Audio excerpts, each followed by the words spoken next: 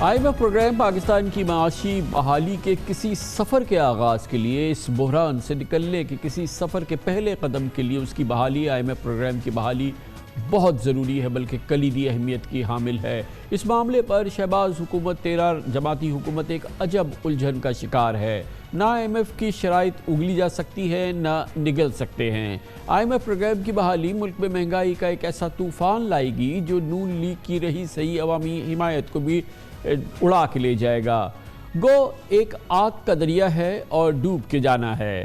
IMF نے tax revenue میں اضافے، مصنوعی ایکسچینج ریٹ اور توانائی شعبے میں سبسڈی کے مکمل خاتمے کا مطالبہ کیا ہے، اور بہر صورت اس شرط کا حتمی نتیجہ مہنگائی اور صرف مہنگائی ہوگا۔ یقیناً پاکستان میں ہر شے اور ہر کاروبار کسی نہ کسی طرح ڈالر سے جڑا ہوا ہے۔ اگر IMF کی شرائط میں نون پوری کرتے ہوئے ڈالر کو اصل قیمت کم از کم 250 روپے پہ لایا گیا، یعنی کہ 250 روپے پاکستان میں ڈالر کی سرکاری قیمت ہو جائے، تو نئے ٹیکس لگانے ہوں گے اور پہلے سے ٹیکس دینے والے پاکستانیوں کی زندگی مزید اجیرن ہوگی۔ جبکہ پیٹرول، ڈیزل، بجلی اور گیس کی قیمتیں بڑھائی گئیں تو مہنگائی کی آفت اور عوامی رد عمل کی مصیبت یہ حکومت سہن نہیں پائے گی۔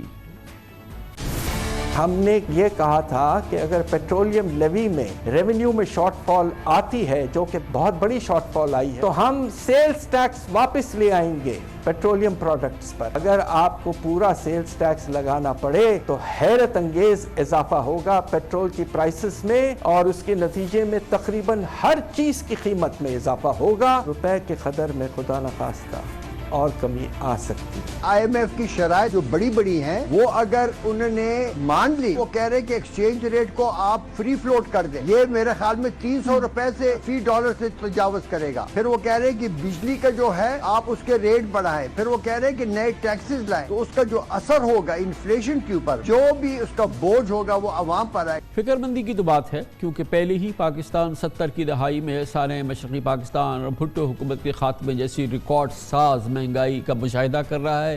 اس مالی سال کے 7 ماہ میں مہنگائی کی مجموعی شرح 13.5% سے بڑھ کے 27% ہو چکی ہے۔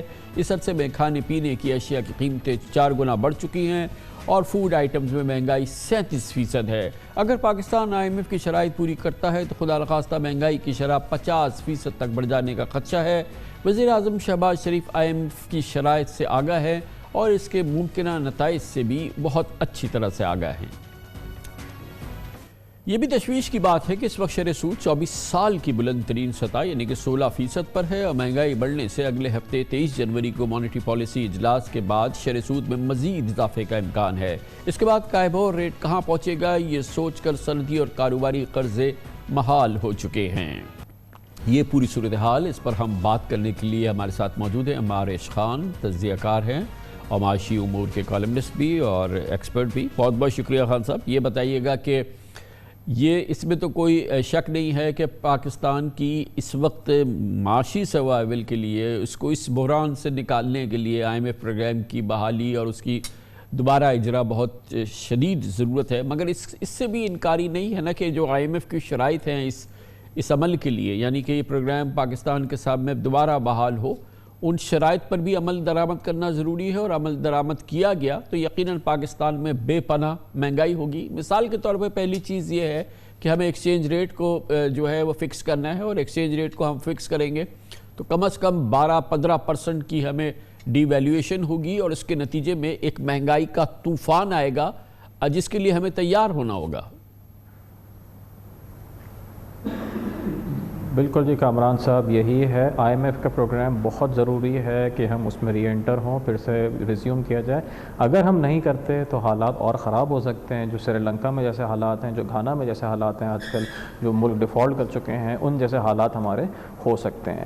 اگر ہم اس کی بات کرتے ہیں کہ جی انفلیشن ہوگی، مہنگائی بڑھے گی، وہ بالکل بڑھے گی، مگر اگر ہم یہ نہیں کرتے تو مہنگائی اس سے کئی زیادہ بڑھ سکتی ہے۔ آپ یہ دیکھ لیں گے جن ممالک نے ڈیفالٹ کیا ہے، یا جو ممالک اپنے کرنٹ اکاؤنٹ کو مینیج نہیں کر پائے یا ایکسٹرنل بورنگ ڈالر میں نہیں کر پائے، ان کے یہاں اب جو ہے انفلیشن 50 سے 80% کے درمیان یا اس سے بھی زیادہ چل رہی ہے۔ تو یہ ایک جسے کہتے ہیں کہ ایک دوائی ہے جو کہ ہمیں پینی ہے، اور امید یہ کی جاتی ہے کہ وہ دوائی پی کے ہم تھوڑا جو ہے بہتری کی طرف جائیں گے، بجائے اس کے کہ پھر انہی چیزوں پہ کر لیں۔ جیسا کہ آپ نے بولا کہ ڈالر کو جو ہے اس کا ریٹ کو ہمیں ڈپریشیٹ کرنا ہوگا. آپ کو یاد ہوگا آج سے کوئی 4-6 مہینے پہلے ڈالر 240 کا ہو گیا تھا, زبردستی کر کے جو ہے 240 سے اس کو 216 217 پہ لایا گیا. اب پھر ہم وہی ٹریک پہ واپس جا رہے ہیں. اگر اسی وقت 240 پہ رہنے دیتے, جو ایڈجسٹمنٹ ہو چکی تھی وہاں پہ ہم چلتے رہتے, تو آج ہمارے کافی بہتر حالات ہوتے, مگر ایسا نہیں ہو پایا. ہم اس کو 217 پہ لے کر آئے. اب آہستہ آہستہ کر کے ڈالر پھر ڈپریشیٹ ہو رہا ہے. سو مچ سو کہ ایک پیرالل مارکیٹ ڈالر کی کریٹ ہو گئی, اور شارٹیجز جو ہر کموڈٹی میں, چاہے وہ مرغی ہو, انڈے ہو, یا کسی بھی اور چیز کو آپ دیکھ لیں, اس میں شارٹیج آ رہی ہے. جب شارٹیج آتی ہے تو ویسے ہی انفلیشن ہوتی ہے. تو ایون اگر آپ آئی ایم ایف کی ساری کسی بھی اس کو جو ریکوائرمنٹ ہے اس کو قبول نہیں بھی کریں گے, یہ بڑی انٹرسٹنگ بات ہے نا, زیادہ ہوگی اور شارٹیجز بھی ہوں گے. عمار خان صاحب, یہ بڑی انٹرسٹنگ بات ہے نا کہ پہلے جب آئی ایم ایف کا پروگرام جب سے یہ اسٹرک ہے, کیونکہ یہ اکتوبر وغیرہ کی بات ہے, تو اس وقت تو یہ جو اس وقت ایکسچینج ریٹ کا پرابلم ہے, یہ تو ایگزسٹ نہیں کرتا تھا. دوسری چیزیں تھیں جو آئی ایم ایف ہم سے مانگ رہا تھا, یہ تو ہم نے خود کریٹ کیا ہے پچھلے 4-5 مہینوں میں. بالکل سر, ایسا ہی ہے. یہ ایکسچینج ریٹ کا پرابلم اس وقت نہیں تھا, یہ ہم نے خود کریٹ کیا ہے. اور ایک سے جیسے کہتے ہیں نا, ایک جن ہم نے بالکل ایک سائڈ میں کھڑا کر دیا. اس وقت 2 کنڈیشنز تھیں, ایک ٹیکس کی تھی, وہ بھی سپر ٹیکس اور دوسری چیزوں سے مینیج ہو رہی تھی, اور ایک صرف انرجی کی تھی, یعنی کہ گیس کی پرائزز انکریز کرنے کی. اب ہمارے پاس 3 مختلف ایشوز جو ہیں ان کو ہمیں مینیج کرنا ہے. اور ایک اور چیز میں بتاتا چلوں کہ جو ڈالر ہم نے 240 سے کھینچ کے اس کو 220 یا 218 پہ لے کر آئے, اس سے ہوا یہ کہ جو بھی انڈسٹریز تھیں انہوں نے کام کرنا چھوڑ دیا. جب انہوں نے کام کرنا چھوڑا, اکنامک آؤٹ پٹ کم ہوا ان کا, تو ٹیکس دینا بھی انہوں نے چھوڑ دیا, کیونکہ ٹیکس وہ دے ہی نہیں سکتے. جب کچھ پروڈکشن ہوگی, پروفٹ ہوگا تو ٹیکس دیں گے, جس کی وجہ سے ٹیکس کلیکشن بھی کم ہو گئی. تو اس ایک ڈیسیجن سے جو ہے بہت ساری چیزیں جو ہیں وہ درم برم ہو گئیں. اب جب ہم یہ پروگرام بحال کریں گے تو ایک جانب تو ہمیں یہ روپیہ جو ہے ڈالر کے حوالے سے وہ تقریباً ہمیں 245-250 تک ہمیں لے جانا ہے. اور بھی تو چیزیں نا, جو ہمارے جو ریونیو کے اندر جو گیپ آ گیا ہے, یعنی کہ جو ہم نے اپنے ٹیکسز جمع نہیں کیے ہیں, اس سال کے جو ہمارے ٹارگٹس جو ہے بری طرح سے مس ہوئے ہیں, ان کو پورا کرنے کے لیے آئی ایم ایف کہے گا کہ نئے ٹیکسز لگاؤ یا اضافی ٹیکسز لگاؤ. اس کے علاوہ جو ہم نے پیٹرولیم لیویز کے حوالے سے جو پرومس کیا ہوا ہے وہ ہمیں پورا کرنا ہے. گویا کہ بجلی کی قیمت, پیٹرول ڈیزل کی قیمت, اور جو قرض دینے والے پاکستانی ہیں جن کی کہ زندگی اجیرن ہے, وہ مزید اجیرن ہوگی. یہ مکمل جو ہے اس کے اثرات ہوں گے. دوسری جانب جب روپیہ فردر ڈی ویلیو ہوگا تو ہماری ساری امپورٹس جو ہیں, کھانے کا تیل, ہماری دالیں, ہمارے پیٹرول, ہمارے ڈیزل, وہ سب مہنگے ہو جائیں گے. کل ملا کے ایک طوفان ہوگا جو شاید یہ کمزور حکومت سہ نہ پائے.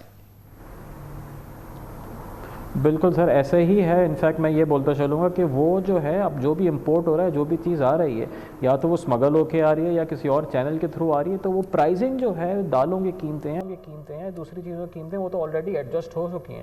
240-250 کے حساب سے ان کی ایڈجسٹمنٹ آلریڈی ہو چکی ہے. وہ پہلے بھی ہو گئی تھی, مگر اب جب یہ 218 سے پھر سے 240 پہ جائیں گے, اور اس سے فیول کا انکریز ہوگا, فیول کی وجہ سے ایک دم سے ہر چیز پہ ایک second round effect of inflation بولتے ہیں اس کو ہم, کہ 10-12% کا انکریز باقی سب میں بھی دیکھا جائے گا. تو اگر ہمارا انفلیشن ابھی 25 سے 26% کے درمیان چل رہا ہے, تو آئی ول ناٹ بی سرپرائز, مجھے بالکل حیرانگی نہیں ہوگی اگلے 6 مہینے میں ہم 30% بھی کراس کر جائیں, اور کم از کم 2024 کے اینڈ تک ہم 20 اور 25% کے درمیان ہی چلتے رہیں, اور سنگل ڈیجٹ تک آنے میں ہمیں کم از کم 12 سے 18 مہینے چاہیے ہوں گے. اس کے لیے ہم یہ نہیں کر رہے ہیں, ہم ظاہر ہے کہ یہ نہیں کر رہے ہیں. اکتوبر سے لے کے اب ہم جنوری کے وسط میں آ گئے ہیں, اور آئی ایم ایف کے جو ٹیم یہاں آنی تھی وہ بھی کہیں دور دور تک نظر نہیں آ رہی ہے, اور ایک طرح سے تعطل ہے.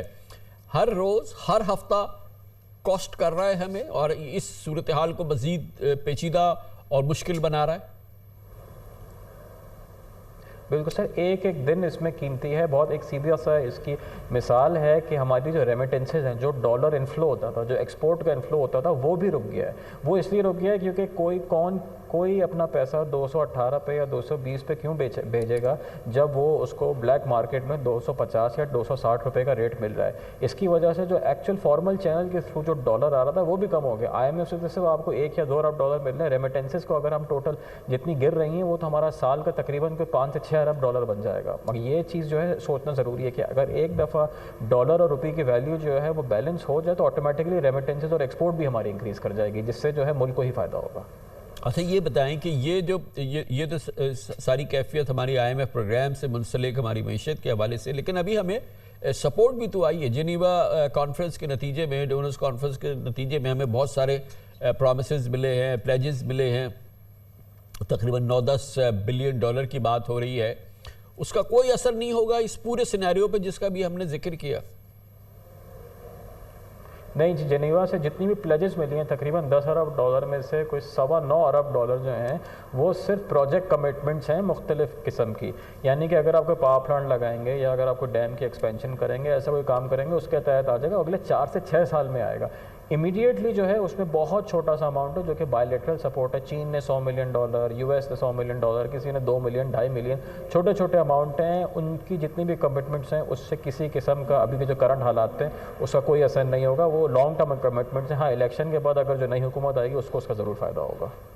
لیکن جو کچھ رول اوور وغیرہ ہونے تھے مثال کے طور پہ یو اے ای کے، وہ تو ہے، اور کچھ ایڈیشنل کمٹمنٹس جو ہیں مثال کے طور پہ 1 بلین فردر یو اے ای کا، 1 بلین فردر سعودی عربیہ کا. یہ 2 بلین تو ہمیں الگ سے نظر آ رہے ہیں. جی بالکل، یہ 2 بلین الگ سے نظر آ رہے ہیں، مگر مسئلہ یہی ہے یہ 2 بلین ہم اگلے 20 دن میں، 20 سے 25 دن میں اس کو بالکل ہم استعمال کر سکتے ہیں. کیونکہ ہماری امپورٹ جو ہے آپ کو پتہ ہوگا 55 سے 60 ارب ڈالر کی امپورٹ ہے. مہینے کی تقریباً 2.5 سے 3 ارب ڈالر کی ہم امپورٹ کرتے ہیں. یہ تو صرف ہم 1 مہینے میں پورا استعمال کر دیں گے اگر ہم نے اپنے ایکسچینج ریٹ کو ری بیلنس نہیں کرا، اور قرضہ الگ سے چڑھتا رہے گا.